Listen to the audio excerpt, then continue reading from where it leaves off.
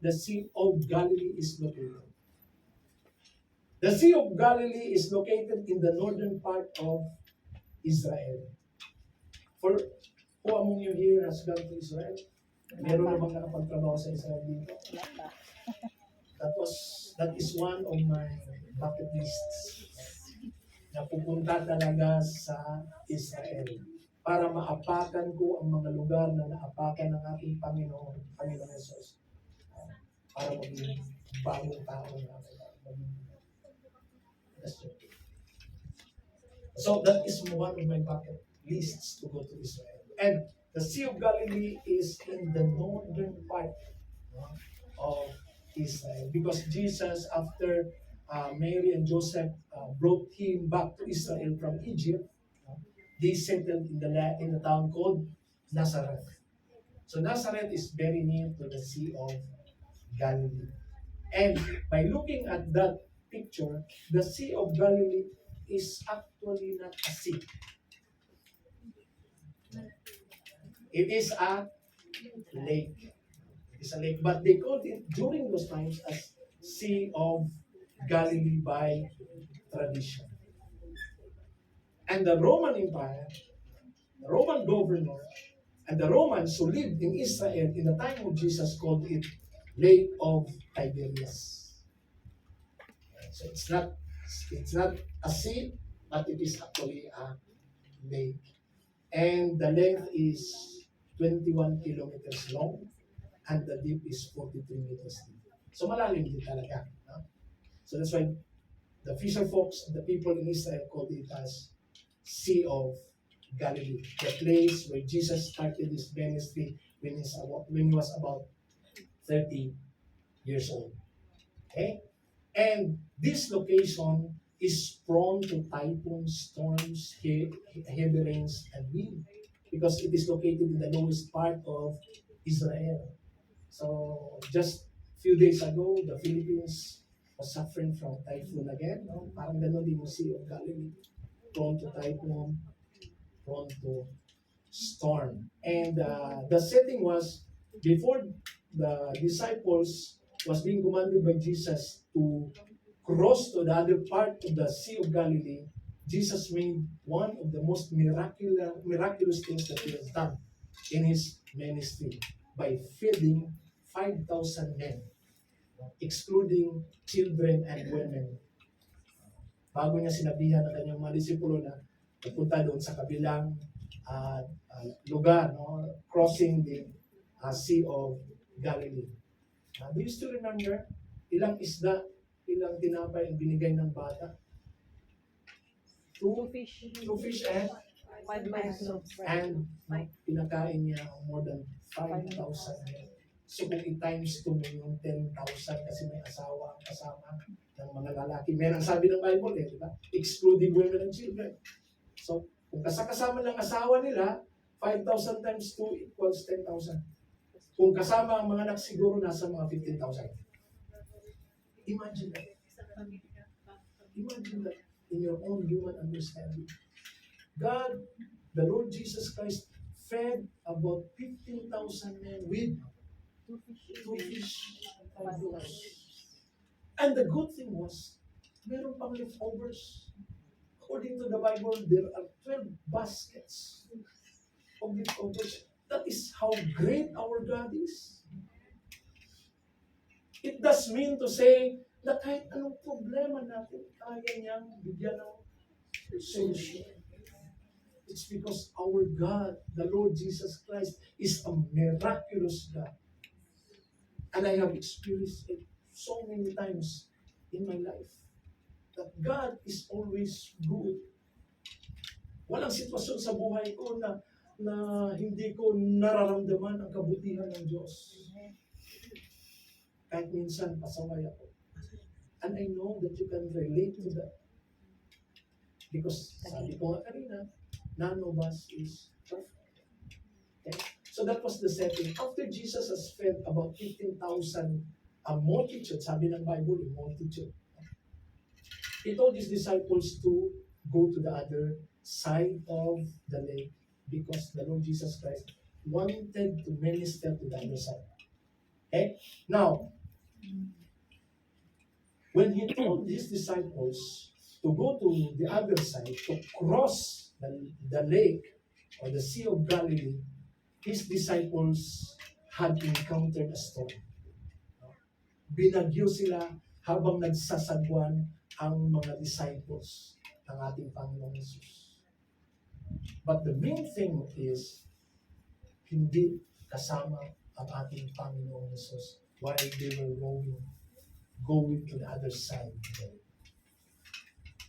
And it does mean, next slide please,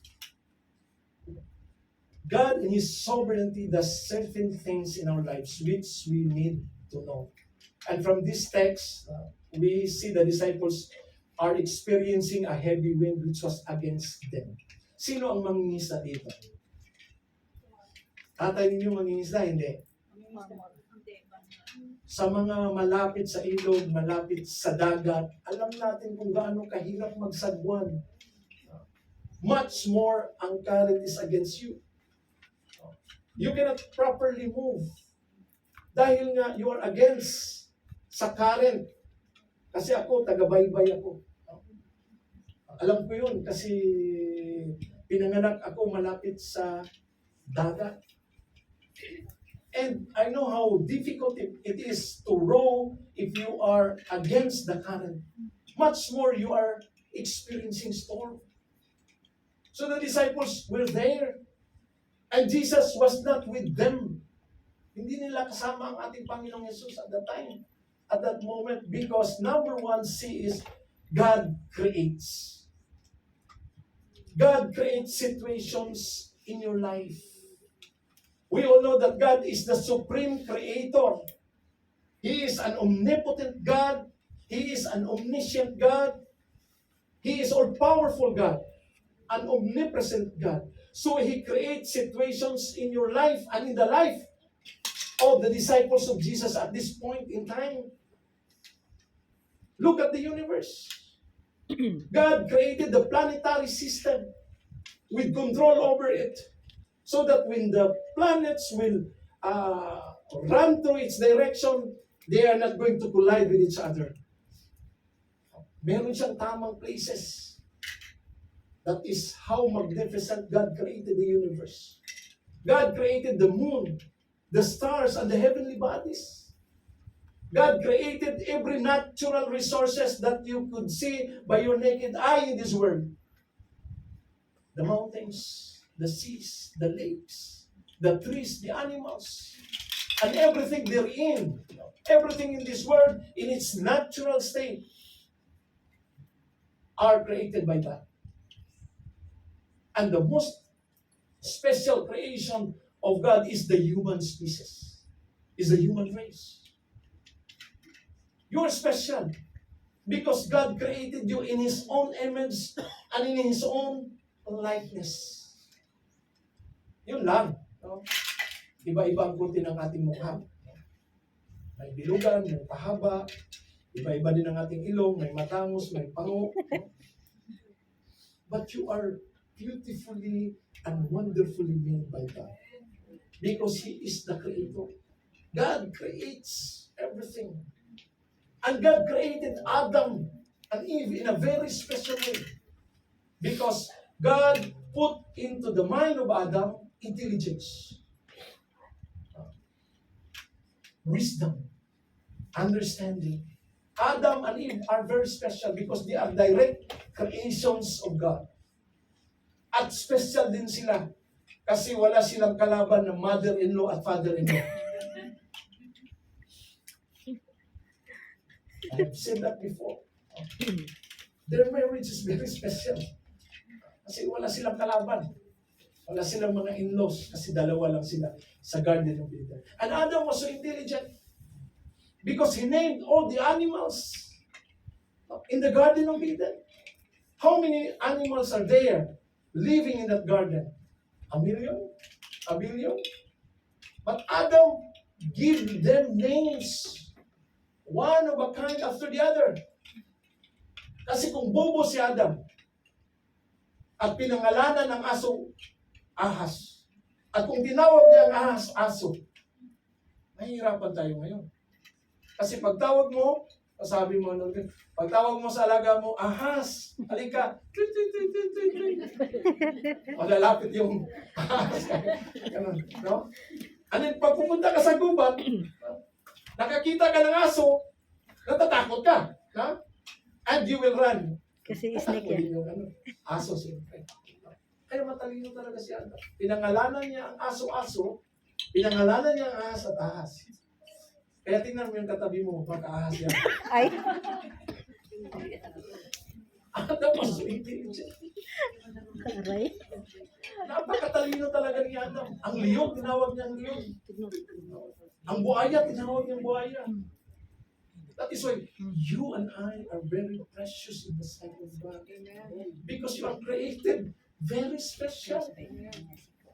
Kaya wag mo nang isipin kung ano ang sasabihin ng iba. Basta paggising mo sa umaga, pagtingin mo sa salamin, guwapo ako, maganda ako.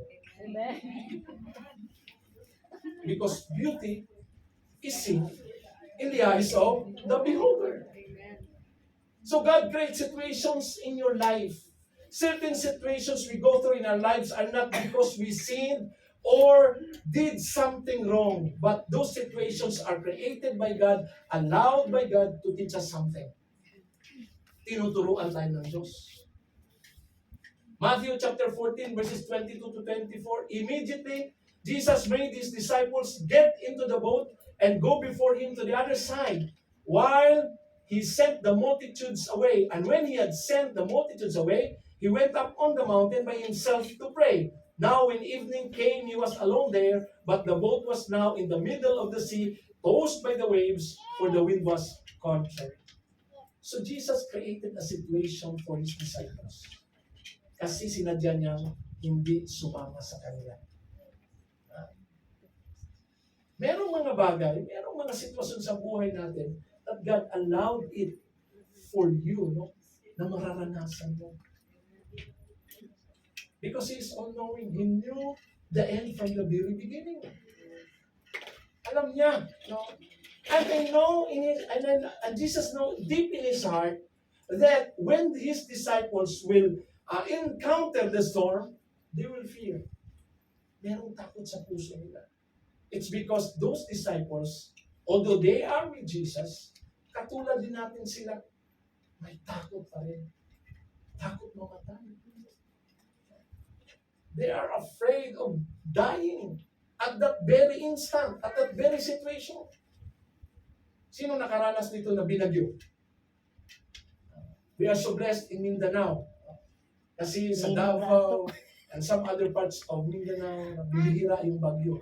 Pero yung sa Cavite, sa Manila, no, sa mga areas na yan talagang almost every month merong mga bagyong darating. Walang ang bagyo sa amin, pero meron namang linog.